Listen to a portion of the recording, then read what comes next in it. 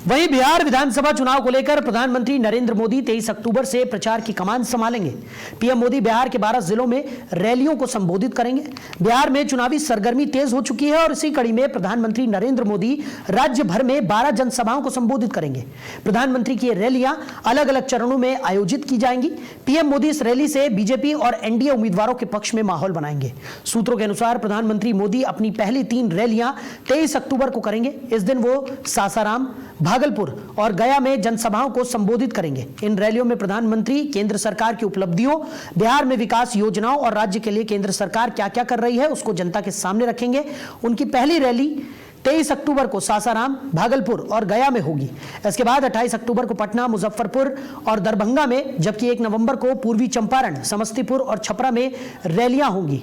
तो अंतिम चरण में 3 नवंबर को पश्चिमी चंपारण, सहरसा और अररिया में वो जनता को संबोधित करेंगे। वहीं अगर केंद्रीय गृह मंत्री की बात की जाए तो वो 25 रैलियां करेंगे। बिहार चुनाव को लेकर पार्टी ने बड़े नेताओं की रैलियां भी फिक्स कर ली हैं।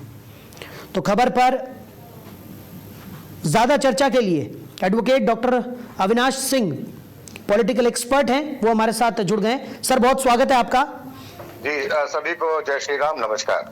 अविनाश जी, जिस तरीके से अगर एनडीए की बात करें तो पूरी तरह से अब कमर कसती हुई एनडीए नजर आ रही है। प्रधानमंत्री नरेंद्र मोदी के भी बिहार में दौरे प्रस्तावित हैं, उनकी रैलियां प्रस्तावित है। गृह मंत्री अमित शाह भी मैदान में कमान संभालते हुए नजर आएंगे।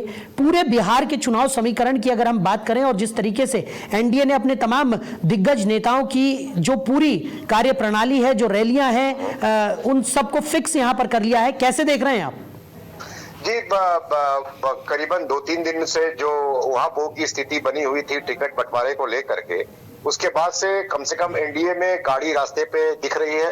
और इनका जो वेल ऑयल्ड मशीन जो बोलते हैं, जो प्रणाली जो है इनकी इलेक्शन लड़ने की जो प्रणाली है, जिसको नरेंद्र मोदी साहब और अमित शाह साहब हेड करते हैं और बिहार में नीतीश कुमार उसको हेड करते हैं, तो मेरे समझ से तो ये बहुत ही अच्छा कदम है। और आप देख रहे हैं कि महागठबंधन में क्या सीट फुटौल है। 11-12 सीट पे उन लोगों ने एक दूसरे के खिलाफ उम्मीदवार उतार दिए हैं। तो इस तरह की स्थिति में जनता ये देख रही है कि भाई हमें किसके साथ जाना है, या डबल इंजन की सरकार के साथ जाना है जहां पे हमें अच्छा कुछ न कुछ मिल रहा है, या हमें फिर उसी जंगल राज के साथ जाना है जहां पे यूथ के अलावा और तेजस्वी को मौका देने के अलावा और कोई बात नहीं होती है। ये देश चलाने, राज चलाने की बात होती है। वो कोई कंपनी नहीं है जिसमें आप किसी एग्जीक्यूटिव को या किसी मैनेजर को आप मौका देते हैं और फिर 3 महीने के बाद उसको निकाल देते हैं। ये अप्रेंटिस का काम नहीं है। नीतीश बाबू और नरेंद्र मोदी ने देश में 20 साल 25 साल राज्य नहीं किया है, देश का डेवलपमेंट किया है, जो जनता अपने आंख से देख भी रही है, फील भी कर रही है और एंजॉय भी कर रही है। और कोई खलल नहीं है, कोई जंगल राज नहीं है।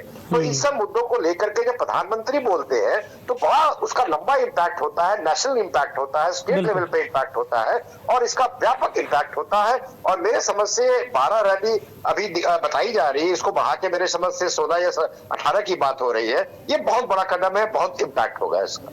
चलिए अविनाश जी, हमारे साथ जुड़ने के लिए, इस तमाम चर्चा के लिए आपका बहुत शुक्रिया। तो बिहार की अगर बात करें तो साफ तौर पर अब देखने को मिल रहा है कि चुनावी मोड ऑन हो गया है। एनडीए की तरफ से भी ताबड़तोड़ रैलियां होने वाली हैं। 25 रैलियां फिक्स कर दी गई हैं गृह मंत्री अमित शाह की। प्रधानमंत्री नरेंद्र मोदी भी 23 अक्टूबर से धुआंधार प्रचार प्रसार में जुटे हुए नजर आएंगे। यानी कहा जा सकता है कि एनडीए पूरी तरह से तैयार है और यही वजह है कि बिहार में एनडीए अब अपनी पूरी ताकत झोंकने के लिए तत्पर नजर आ रहा है।